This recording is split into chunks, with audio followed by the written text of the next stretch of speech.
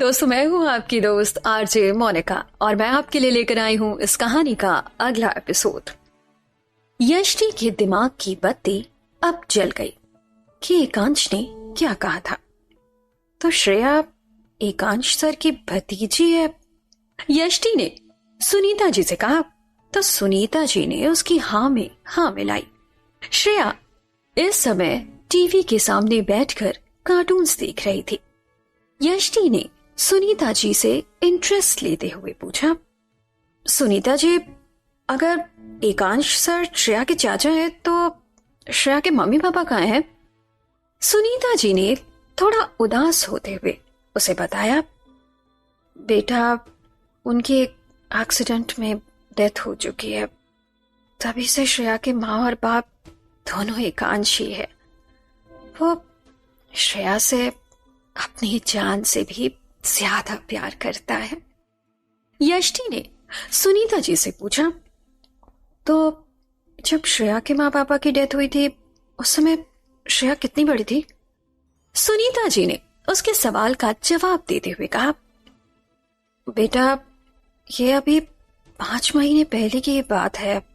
तुमने न्यूज़पेपर में शायद पढ़ा भी होगा ट्रैजिक एक्सीडेंट के बारे में। ये वही एक्सीडेंट था। दोनों की डेड बॉडी भी कार के साथ ही जल चुकी थी, कुछ नहीं मिला। सुनीता जी ये सब कुछ बोलते हुए उदास हो गई थी। सुनीता जी की बात सुनकर यष्टि भी अब उदास हो गई थी। उसने सुनीता जी से पूछा, क्या यही वजह है कि श्रेया इतनी चुप चुप रहती है? सुनीता जी ने बड़े भारी मन से उसकी बात का जवाब दिया, हाँ, तब से इस बेचारी ने एक शब्द भी नहीं बोला। एकांश बाबा ने इसको अच्छे से अच्छे डॉक्टर को भी दिखाया, लेकिन कोई फर्क नहीं पड़ा। सब यही कहते हैं कि यह सब शॉक की वजह से हुआ है, जिससे श्रेया बेटी अभी तक उबर ही नहीं पाई। सुनीता जी की आंखें छलक आई थी ये सब कुछ बताते हुए। यष्टि को अब एहसास हुआ कि एकांश इतना गुस्से में क्यों रहता है। शायद इसकी वजह श्रेया की ऐसी हालत ही है। और बेचारी श्रेया, वो तो जैसे हंसना और बोलना ही भूल गई हो। यष्टि जाकर श्रेया के पास बैठ गई। दोनों ने टीवी पर कार्टून्स देखे। फिर यष्टि ने सोचा कि वो श्रेया को बाहर घुमा कर ले आए, इससे उसे बेटर फील होगा। सुनीता जी इस समय वहां नहीं थी, तो यष्टि श्रेया को बिना उन्हें बताए ही अपने साथ लेकर चली गई। वो लोग पास ही में बीच साइड पर गए थे। वहां यष्टि ने श्रेया को बॉइल्ड स्वीट कॉर्न खिलाए। फिर उन्होंने कॉटन कैंडी खाई। थोड़ी देर की बीच वॉक करने के बाद दोनों घर के लिए निकल गए। इधर एकांश ने अपने रूटीन के अकॉर्डिंग सुनीता जी को ठीक 11 बजे फोन किया, लेकिन सुनीता जी को श्रेया और यष्टि कहीं दिखाई नहीं दी। सुनीता जी ने एक सर्वेंट से पूछा, तब उन्हें पता चला कि यष्टि श्रेया को बाहर घुमाने लेकर गई है। फोन पर एकांश को जब ये पता चला तो उसके गुस्से का जैसे ज्वालामुखी फूट गया। उसने फौरन अपना कोट उठाते हुए अपने हाथ पर डाला और जल्दी में वहां से निकल गया। रास्ते में वो यष्टि को फोन करने की लगातार कोशिश कर रहा था, लेकिन यष्टि का फोन लग ही नहीं रहा था, जिसकी वजह से एकांश का गुस्सा और भी बढ़ता जा रहा था। एकांश घर पहुंचा और उसने सबसे पहले सुनीता जी को उनकी लापरवाही के लिए डांटा कि उनके होते हुए ये सब कैसे हो गया। यष्टि भी अब तक वापस आ चुकी थी। उसने श्रेया को उसके रूम में सुला दिया था और अब वो अपने रूम में बैठकर बुक पढ़ रही थी। सुनीता जी से पूछकर एकांश गुस्से में सीधे यष्टि के रूम की तरफ बढ़ गया। उसने गुस्से में पूरे जोर से दरवाजा खोला, जिससे यष्टि पूरी तरह घबरा गई। एकांश तेज कदमों से चलते हुए उसके पास गया और उसके हाथ से उसकी बुक को छीनकर दूर फेंक दिया और झुकते हुए यष्टि के दोनों हाथों को कसकर अपने मजबूत हाथों से पकड़ लिया।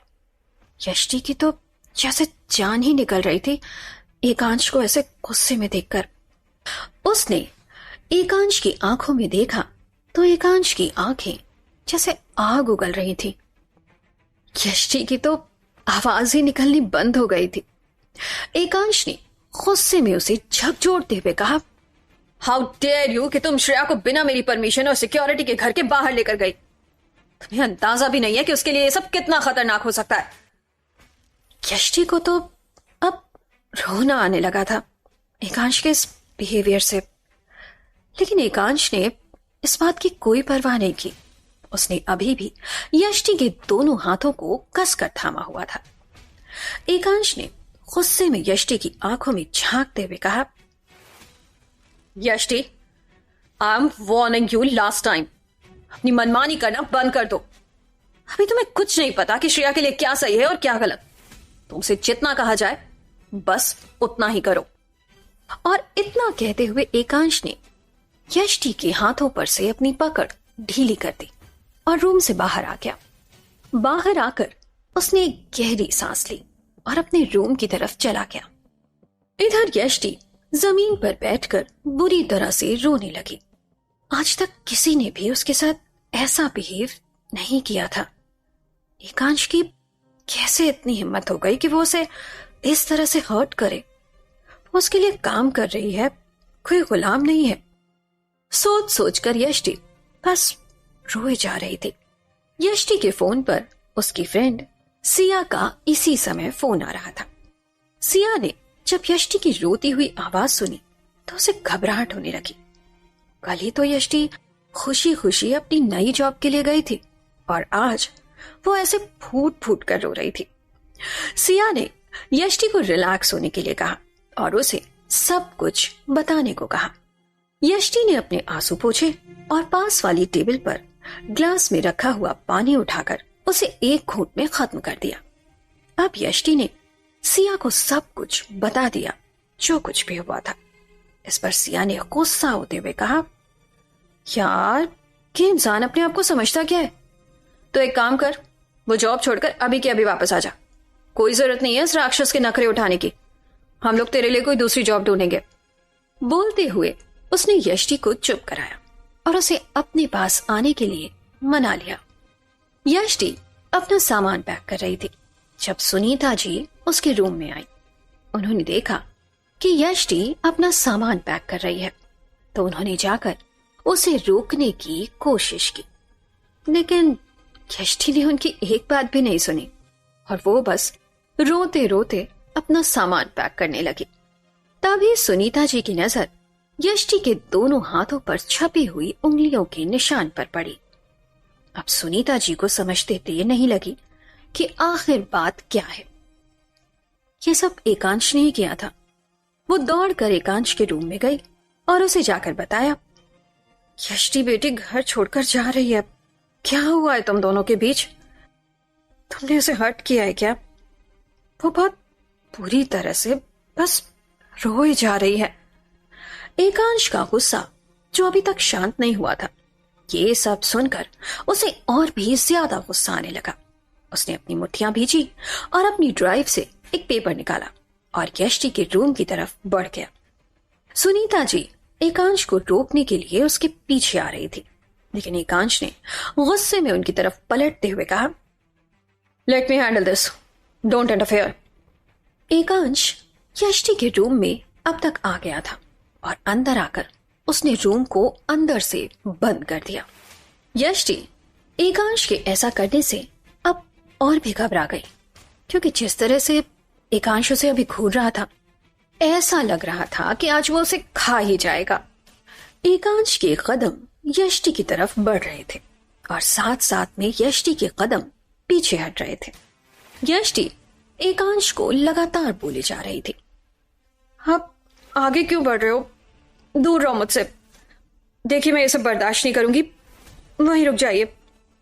लेकिन एकांश को तो जैसे कुछ सुनाई ही नहीं दे रहा था। उसके कदम आगे बढ़ते जा रहे थे। आखिर वो पॉइंट आ ही गया जब यष्टि के पास पीछे हटने की जगह ही नहीं बची थी। वो जाकर वॉल से सट कर खड़ी हो गई। उसने अपनी आंखें घबराहट में बंद कर ली। एकांश, जो कि अब तक उसकी तरफ बढ़ा जा रहा था, एकदम से रुका और अपने हाथ में लाए हुए उस पेपर को यष्टि के चेहरे के सामने करते हुए कहा, open your eyes and see this. Yashti ने अपनी आंखें नहीं खोली तो एकांश ने उससे कहा, लिसन, मैं तुम्हें हाथ नहीं लगाना चाहता, तो बेटर होगा अपनी आंखें खोलो और इसे देखो। एकांश की ये बात सुनकर यष्टि ने अपनी आंखें खोल दी। यष्टि ने देखा कि एकांश ने उसके चेहरे के सामने एक पेपर किया हुआ था, जो कि यष्टि का वर्क एग्रीमेंट था। इस पेपर पर तो यष्टि ने कल साइन किए थे।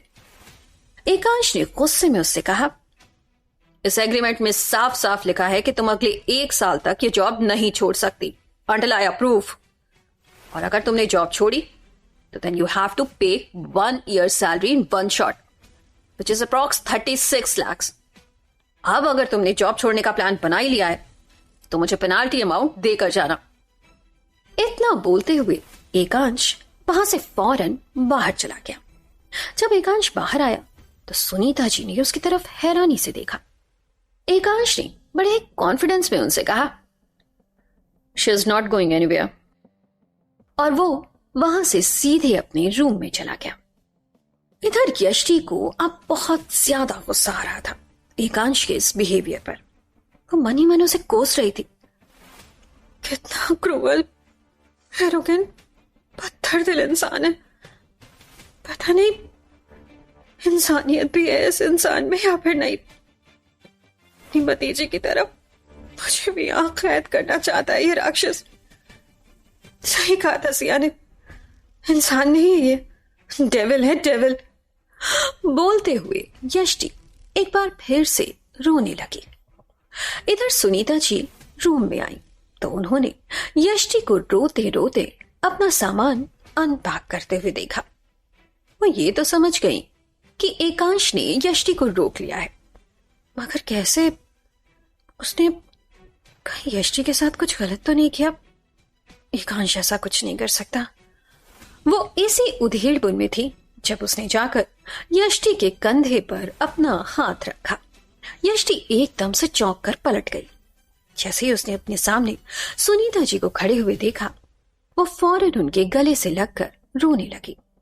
वो अंदर तक घबरा गई थी एकांश के इस तरह के बिहेवियर को देखकर, क्योंकि आज तक कभी उसके पापा ने भी उसे ऐसे नहीं डांटा था जैसे आज एकांश ने उसे डांटा था।